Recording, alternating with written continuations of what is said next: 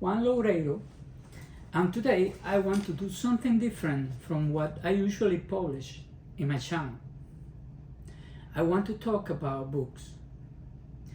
I want to make a price of slow reading. Age changes and transforms everyone. So, I have changed quite a bit, as you can imagine. But I could say that many books that I read when I was young, I still love them. Some probably not, but it is safe to say that I haven't changed too much in that direction. How I change is in how I read today. But let me start from the beginning. I was an avid reader from a very young age. My mother taught me to read very early, even before when I went to primary school, and great books entered my life at a very young age. I was, and still I am, a voracious reader who has transformed his reading habits dramatically over time. In my early teens, I read many books, many of them classics. I was fascinated by the Russian and the French, whom I read with delight, desperately, with a lightning speed. I went to my school library and read all the books by Zola that I could find, or those by Balzac and Victor Hugo. I read everything I could find of Dostoevsky, Tolstoy, and Chekhov, and so on with the rest of the authors I could find. And I started to go to bookstore a lot and bought a lot of books. I remember that when I discovered a new author, I tried to read everything, if their books were available in libraries and bookstores, even in second-hand bookstores. That's how I built up a huge personal library at home, maybe of more than 1,000 books. Not this one, of course. Many of them I had already read, meanwhile others were waiting their turn. In any case, my reading was extensive. I tried to devour the novels I started, and sometimes I read more than once at the same time. I jumped from Teresa Racan to Raskolnikov, and from them to Dumas and Agatha Christie. And I read everything, but I read very quickly. I read the book with the delight of not being able to wait to finish it to start another one. And I didn't think too much about the book I already had finished, but instead I took no time to start another one. Today I look back and there are two things I regret. The first, having read so quickly what I read. The second, not having learned a second language earlier, especially English, although I did later as well as French and very recently Italian. Another language gives you option for reading, but more important, allows you to read many of the books you want to read in the original language. It helps you better understand the author's literary tools and grammatical choices, and it makes a big difference. Because, you see, you always lose something in translations. More exactly, you read someone's translation instead of your own. I remember I was 12 when my friend Emilio and I went to the school library and decided to read all the books that were on the shelf. There weren't 1,000, as you might imagine, but there were quite a few. I remember that I was the one who said, you start at one end and I start at the other one. And so our reading running career began. All the books by Victor Hugo, Zola, Stendhal, Dumas, Flaubert, Verne, Rimbaud, and from the French to the Russians, and from them to the British, and so on. The majority of the books that we found on the shelves were classics, because they were the only ones that the school system approved to be in our library. At the time, the political system in my country only published and included in the library network the classics approved by the censorship. You could find War and Peace and Crime and Punishment, but not the 1984 by George Orwell or Dune by Frank Herbert. Although you could find the last two furtively in second-hand bookstore, but in another language, usually English. Probably because some tourists brought them into our country and gave it to someone else. Anyway, all the books my friend and I read were read at a speed that I regret today. But back then, we were absorbed in reading new books every day, discovering a new name, a new story. Maybe because it was like a game, a competition and a challenge.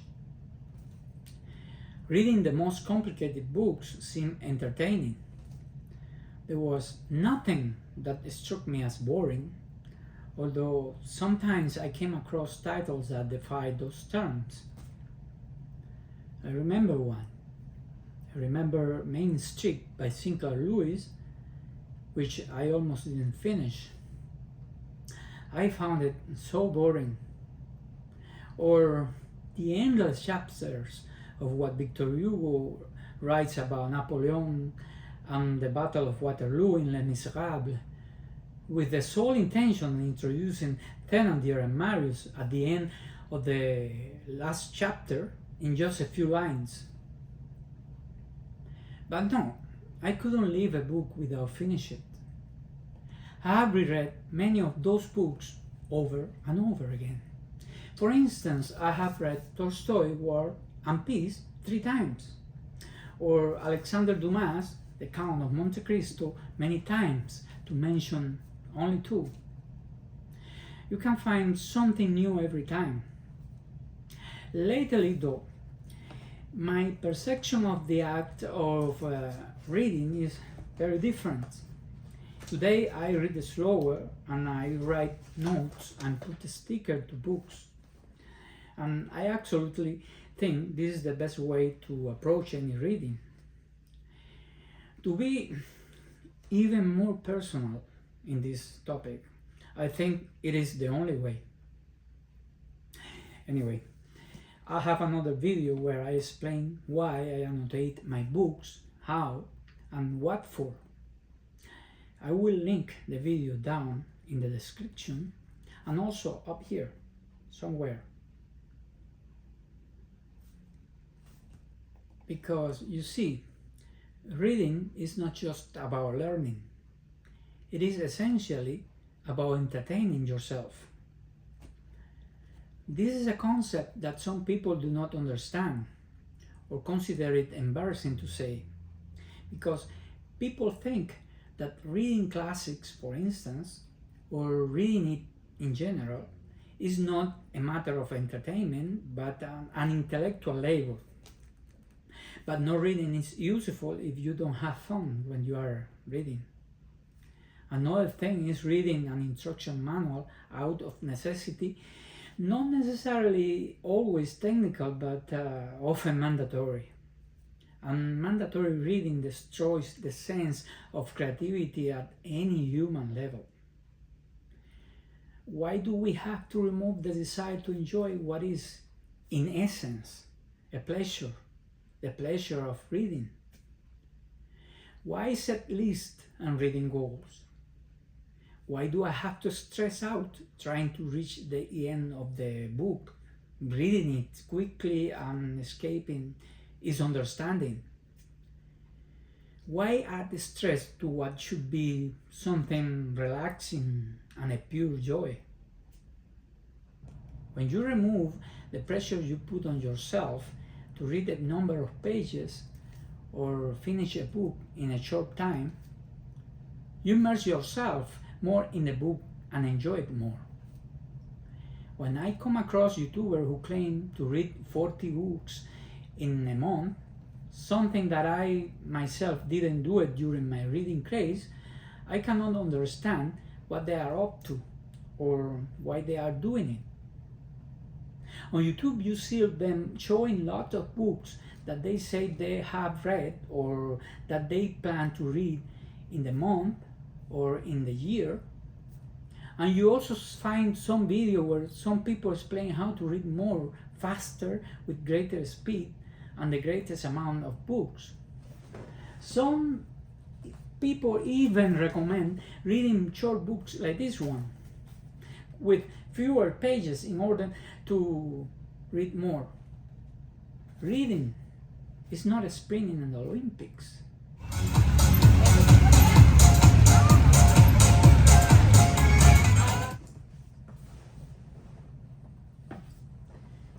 Even in my time as a speed reader, I did not set any list of books to read in a certain period of time. I read fast, yes, but only the book I bought, the one I chose at the library, or the one people lent me. But it never occurred to me to make a reading list, as if it were a school assignment or a goal in a sport competition. Those people on YouTube who offer advice on how to read faster or who show off the tons of books they are about to read or have already read, why they do it? Did they really read those books? If they did they really enjoy them? What's the point of reading if you don't enjoy it? You read to learn, yes, but for the pleasure of learning. Not to say and show as if it were a trophy you won. Look, I have read all these books in this month, or in this week, or in this year. My years as a reader have taught me that you should read slowly, not only to enjoy reading more, but to retain more of what you read. Look, around 4 million books are published every year. No matter how hard you try to catch up with the book printing industry, you won't be able to catch up. So it is better to read and enjoy the best rather than speeding up our reading. The advantages of slow reading are many, and the first is that you enjoy more what you read. Here are some. We understand better the style of the author we read, how he uses the vocabulary, how he employs phrases, how he describes an action, a thought, what was the syntactic and grammatical choice to express the thought or decision of a character, what words he used to describe a person, what linguistic resources he selected to express more clearly and precisely an emotion, a feeling, a thought. Discovering subtext or reading between the lines can be lost with speed reading. Reading slowly can help you spot literary devices such as symbolism or foreshadowing. You need time to enjoy all levels of a book. It is virtually impossible to detect Jane Austen's sharp, delicate irony when you read Pride and Prejudice quickly. Austen never intended her story to be read as if you were consuming a spoonful of medicine, to swallow down fast the bitter taste in order to forget it. By reading slowly, you learn to express yourself better in the language you speak, or the language you are learning. Reading is one of the best tools to improve a language, no question. It broadens your vocabulary and the tools of written and spoken language. But more important, the author, you cannot read fast at all. You cannot read Proust, Joyce, or Kundera at a fast pace. You lose phrases, unexpected turns of phrases, and even suggested meanings. Let me give you an example. In the first lines of the chapter 45 of George Eliot Middlemarch, the author chooses to use dunderheaded instead of a stupid or dummy. It is not an stylistic choice or a grammatical elitism. It is a choice that gives a psychological bias to Dorothea character. Dunderheaded is more colorful. Yes, it is derogatory as stupid and dummy, but not the meanest. It is a softer critique to Dorothea character. Only when you read this book carefully and slowly, you notice these details, and you can understand why the author does it. I call this the grammatical advantage of slow reading. And I'm not defining anything new here, not even discovering anything. This has been known since the first reading took place. Reading slowly also allows you to better understand the conflicts that writers present to you in their books, and how they do it, and most importantly, why they do it. Research shows that slow reading improves comprehension. Actually, that inner voice called subvocalization that you hear while you are reading has an important role in word identification and comprehension.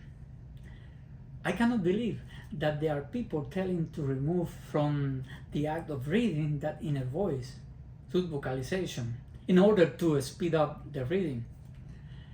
I think an example speaks better than 1,000 words and arguments, and I give you one. I have already said that I have read Tolstoy's War and Peace 3 times.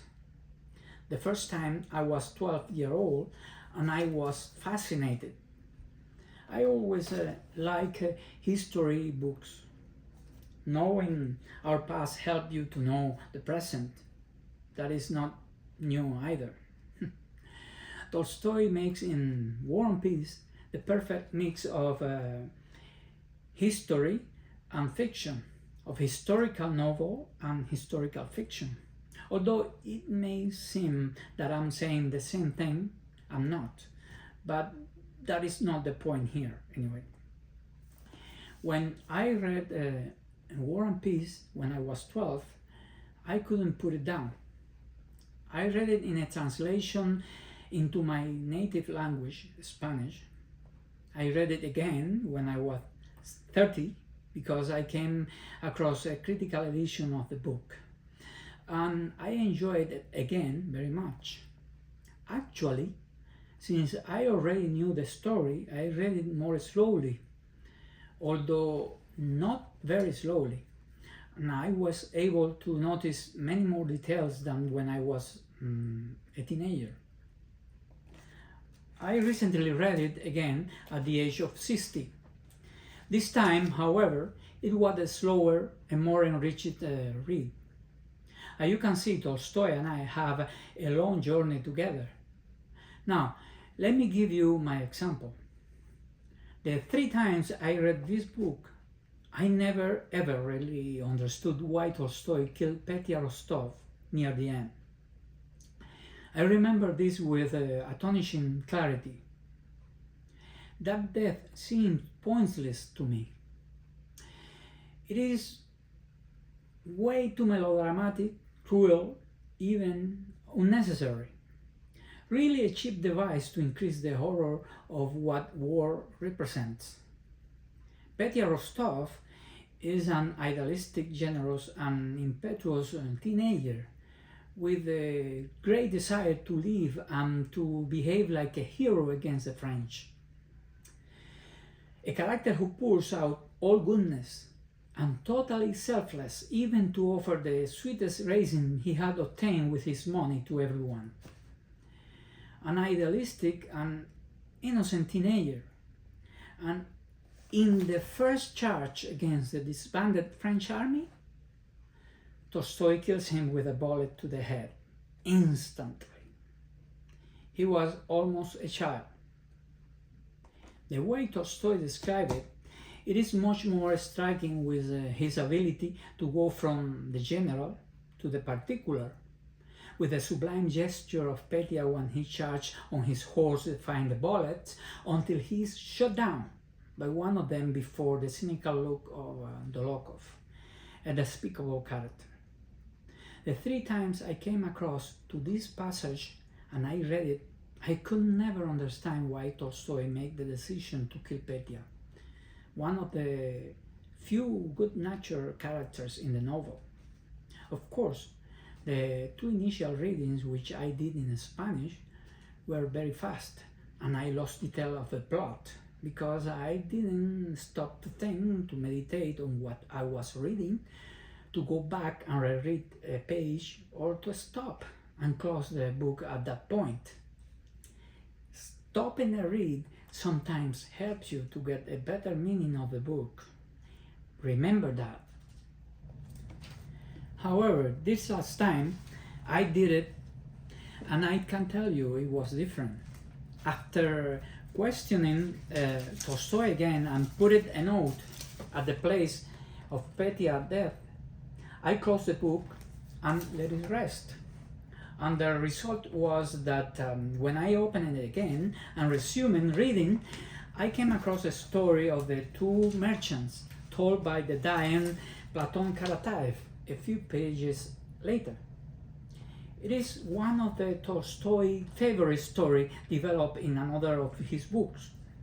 But in War and Peace, it is told by this imprisoned Russian character to Pierre Besukhov, one of the protagonists, or actually the main character. And Tolstoy described Karataev's death the day after that story, and Pierre's significant gesture, a gesture that completely set him apart from his kind nature, which Tolstoy has repeated often enough for yourself to realize that what Pierre does is out of character. I'm not going to tell you what's happened. You should read this novel and find out. But precisely because I read that part slowly and asked myself the same question, I realized that the answer to why does Tolstoy kill Petya was implicit in Pierre's gesture and in the story of the 2 merchants told by the soldier Karataev. That is the advantage of a slow reading. It makes you go back and discover aspects of the book that would never have been revealed to you because of the speed at which you have previously read it. Do you want another example? I will give you one more. Crime and Punishment by Fyodor Dostoevsky. This is another book that I have read several times. Possibly one of the Russian classics that has most influenced 20th century and contemporary writers. I read Crime and Punishment at the same time that I read Tolstoy and many other Russian and Soviet authors. In the case of Dostoevsky, I can say that the temptation to read him intensively and hastily is not unreasonable. The vehemence with which Dostoevsky immerses you in the plot, the vivid and the striking description of what's happened, the intensity and the nervousness of the long monologues that run through his books, and especially in Crime and Punishment, cause you to try to read it with a frightening speed. I did so many times because it is a book that you will return again and again. However, very recently I read it again, this time also in English, and everything was different. Perhaps the fact that I read it not in my native language but in my second language also influenced the speed of the reading. But that's not all. This time I was able to notice how Dostoevsky manipulates the reader. For instance, Already in the second chapter, just a few pages from the beginning, Dostoevsky immerses you in one of the most intense dialogue in the book, actually a monologue. It is the story of Marmeladov, told by himself in one of the most Shakespearean monologues in the book. Because I read it slowly this time, I was able to notice how Dostoevsky constantly changes perspective throughout the chapter, which is, I said, a very long monologue. And so, you read how sometimes he refers the main character as Raskolnikov and other times as the young man. And he is constantly switching between these two perspectives in specific places and not exactly at random. Because there is an intention behind it. We have the subjective point of view when he mentioned the name of the main character, Raskolnikov, and the objective point of view when he refers him as the young man. This second point of view or narrator is a third omniscient narrator who doesn't belong to the story. It is like God was telling the story. Fundamentally, a cinematic technique, as if changing the framing. There are moments when we experience Marmeladov monologue throughout Raskolnikov's eyes, and in other parts, the angle is from the third perspective, like the young man, and with the two characters interacting. It is precisely this small detail that a slow reading allows you to appreciate, which is very easy for the reader to miss it if he reads the book with the intensity and speed that Dostoevsky compulsively provokes in you. It is reading slowly that allows for the wonder of discovering what makes Dostoevsky one of the most modern writers in his style. Something that authors like Arthur Miller, Philip Roth, or Saul Bellow knew and admired so much in him. He is essentially a cinematic writer where movement, sound, and framing are everything. On many occasions, if not all, Dostoevsky leads us through his writing as he was moving a camera through a parade of characters, focusing on them intensely and so viscerally close to their faces that he almost allows us to observe their perspiration, hear their breathing, feel the frenetic beating of the heart of each of his creatures. But this manipulation disappears if we try to read him with the same intensity that Dostoevsky provokes in us. I would say that he is one of the writers who needs to be read more slowly in order to discover his wonder.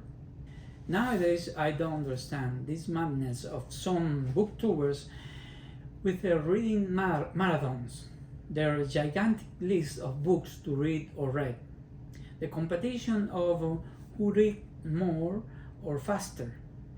I don't understand the reason to teach method for reading quickly. Why? What's the point of running if you are going to get tired without being able to enjoy the scenery? Just to mark a book as read? Or is it that those who say that they read 40 books in 30 days or 150 books in a year or dozens of books in a month or whatever don't really do it?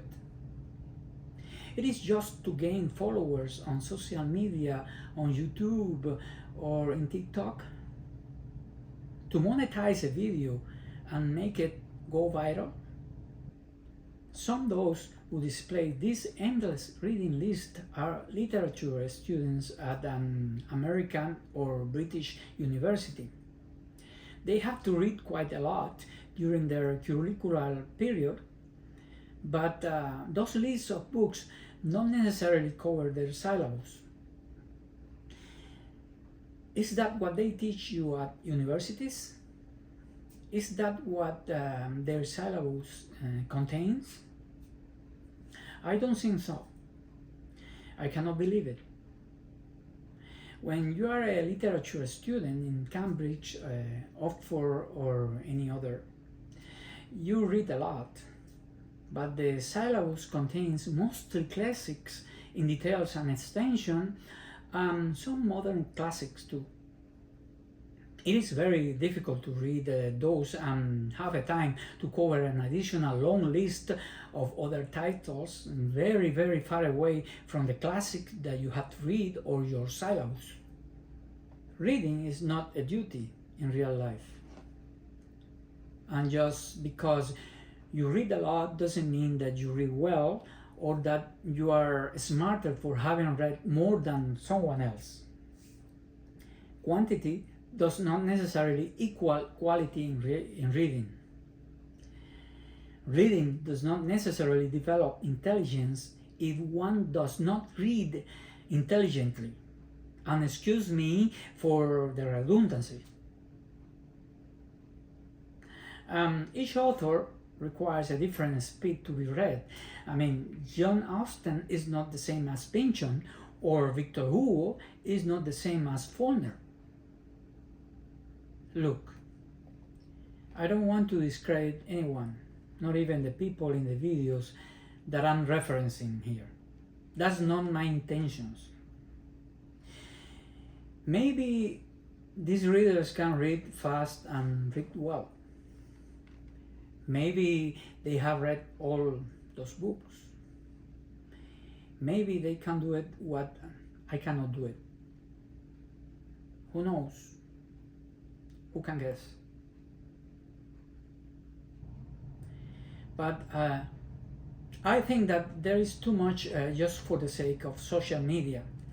And people is marketing a kind of reading that is not only superficial and fake, but also creating expectations that are also totally false.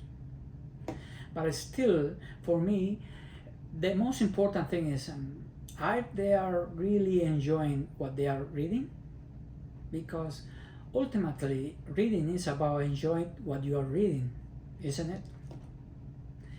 In my childhood, no one asked me or told me how much I was reading or whether I read a lot or a little.